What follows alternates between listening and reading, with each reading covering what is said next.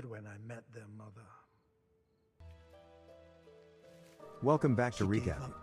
Today we are going to recap a 2021 action/fantasy movie titled Shang-Chi and the Legend of the Ten Rings. When Shang-Chi is lured into the web of the enigmatic Ten Rings organization, he is forced to confront the past he believed he had left behind. But before we begin, please consider subscribing to this channel. Now, without wasting any further time, let's begin, shall we? The film begins with the mythology of the Ten Rings, a mythological collection of weapons that can bestow godlike abilities on those who wield them. For generations, the ring bearer was a man named Wenwu, who exploited the ring's abilities for his own gain. With the strength of the rings, he is seen annihilating a full army by himself. Wenwu later founds the Ten Rings, which impacted the course of history by capturing many kingdoms and administrations. Wenwu, still unsatisfied with his ability, travels to the town of Ta Lo in 1996 in search of a mythical dragon with which he can gain its abilities. When he arrives at the village's entrance, he meets Ying Li, a woman who guards the Ta Lo entrance. Wenwu is not welcome in their village, she told him. Wenwu refuses to give up, forcing them to fight, during which she demonstrates her own outstanding martial talents, but the two fall in love almost instantly. Li tells her little son Shang-Chi about the story and gives him a green emerald pendant to help him find his way home. Shang-Chi, who now goes by the name Sean, lives in San Francisco. He receives an enigmatic postcard bearing a dragon's image. His best friend, Katie Chen, works as a valet.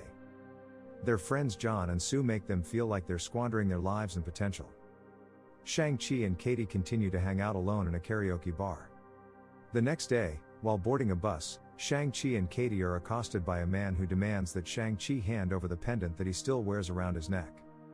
Other goons attack, led by a gigantic one-handed man known as Razor Fist, and Shang-Chi uses his previous martial experience to fight the others and wipe the floor with them. Unfortunately, Razor Fist cuts the brakes off the bus and kills the driver, forcing Katie to take control while Shang-Chi fights. The culprits are apprehended, but the pendant is stolen. Katie starts interrogating Shang-Chi about his true identity. He tells her he has a sister named Xialing, with whom he was estranged after he left his father. Shang-Chi shows Katie the postcard he received from Xialing, which he thinks is from Xialing.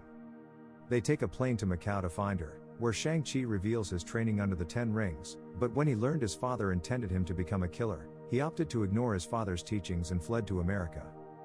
Shang-Chi and Katie are in Macau when they stumble across John's underground boxing club. Wong fights Emil Blonsky / the Abomination, which they see. Wong defeats Abomination by constructing a gateway through which he punches himself in the face and knocks himself unconscious. Shang-Chi then volunteers to be the next person to go, and he is tasked with defeating Xialing. She clashes with her brother until he informs her that their father is on his way to get them and the other pendant she has. Shang-Chi has a grudge against Xialing for leaving her following the death of their mother. Xialing insists it wasn't her who sent him the postcard when Shang-Chi produces it. As Xialing ditches Shang-Chi and Katie, assassins from the Ten Rings, led by Death Dealer, begin to attack the location. Shang-Chi defeats most of the assassins outside the building, but Wenwu arrives shortly after and kidnaps Shang-Chi, Katie, and Xialing. Wenwu feeds his children and Katie dinner at the Ten Rings property. He wants Shang-Chi to succeed him as king of the Ten Rings, but Shang-Chi is adamantly opposed. Wenwu also describes the American Mandarin character who posed as him and his company. He discusses Li and how everything in his life altered after they met, as well as how devastated he felt when she died.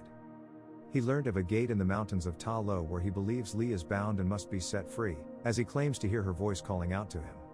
Desperate to bring her back, he learned of a gate in the mountains of Ta Lo where he believes Li is confined and must be set free.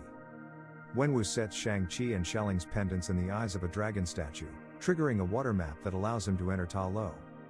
Shang-Chi raises his voice in protest as Wenwu announces his plan to conquer Ta Lo and burn it down, and his father lays him down before imprisoning him, Katie, and Xialing. Trevor Slattery, the previous fake Mandarin who has now been imprisoned for his impersonation, joins the group in imprisonment, but his sole companion is a fuzzy faceless monster he refers to as Morris. The trio discovers an escape path that leads to the garage with their assistance, and they take Razor Fist's automobile to get to Ta Lo. As they travel through the forest, the jungle tries to devour the group, but they make it to Ta Lo unharmed. Other fabled monsters such as Shishi lions live there, and Morris, who is known as a Hundun, is from there.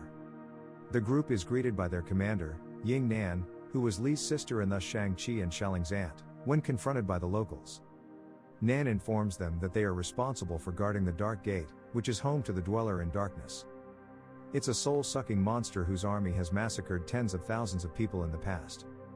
The Ta Lo warriors battled back alongside the Dragon Guardian, the Great Protector, and assisted in the imprisonment of the Dweller behind the gates before they could find their way into the outside world. Wenwu is being duped by the Dweller into thinking Li's voice is calling to him. While Katie is being trained in archery, Nan takes Shang-Chi and Xiaoling to see the suits their mother made for them. Nan leads Shang-Chi to a spot where he can improve his combat skills and train in the same way that his mother did, as she was the only person who could ever defeat Wenwu. As Wenwu continues to explore Ta Lo, a flashback shows an attack on the complex by the Ten Rings' old rivals, the Iron Gang, who killed Li while she fought them off. Wenwu, enraged, grabbed Shang-Chi with him and forced him to watch as he slaughtered the Iron Gang with the Ten Rings, and Shang-Chi witnessed his father's violence for the first time. Later, Shang-Chi confides in Katie that he fears he is no different from his father, and he decides to kill Wenwu in order to prevent him from harming others. Wenwu will soon lead the Ten Rings into Ta Lo, where the heroes and people will prepare for combat. Shang-Chi approaches Wenwu with a bow staff as the fight continues. Wenwu punches his son into the water in a fight between the two. He then goes on to activate the Dark Gate, releasing a swarm of soul-sucking demons, one of whom kills Death Dealer and convinces Razor Fist to join Xiaoling and Nan's team. More souls are absorbed by the demons as fuel for the Dweller's release. Shang-Chi meets the Great Protector while underwater, who assists him in rising from the sea and returning to finish the fight with Wenwu. Shang-Chi succeeds in gaining control of the rings, but he decides not to kill Wenwu in order to demonstrate that he is not the same as him. Regrettably, the Dweller is let out of its confinement. Just as the Dweller is about to absorb Wenwu's soul, he gives his son the power of the rings. The monster then goes on a rampage across the village, capturing Shang-Chi and Xiaoling in the process. When she asks Shang-Chi to let her go so they don't both die, he refuses and holds on to her. Katie slashes the Dweller's throat with an arrow. While the Great Protector gets a few hits in, Shang-Chi utilizes the rings to fire blasts at the Dweller. Shang-Chi hurls the rings into the Dweller's chest before unleashing a final strong attack that rips the beast to shreds. Shang-Chi, for example, pays tribute to Wenwu, one of the slain warriors. They light lanterns and toss them across the sea. Shang-Chi and Katie return home and tell John and Sue about their journey, which they believe is a joke. Wong then invites Shang-Chi and Katie along for another assignment by opening a portal into the bar in front of everyone. They make a hasty exit from the portal. And this is where the movie ends. I hope you enjoyed it, as always until next time.